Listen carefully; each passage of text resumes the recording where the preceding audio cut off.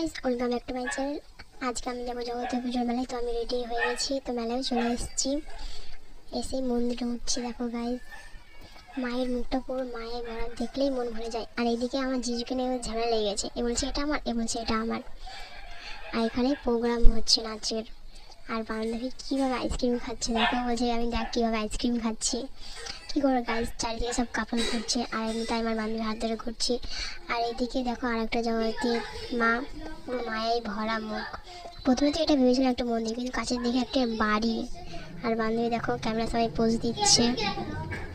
আর দেখো এদেরই দিন, হাত ধরে ঘুরছে সবাই। তাই আমি একা একাই হাঁটছি আর ভিডিও বানাচ্ছি পায়ের নিজের একালি। আমার বান্ধবীর আবদার দেখো।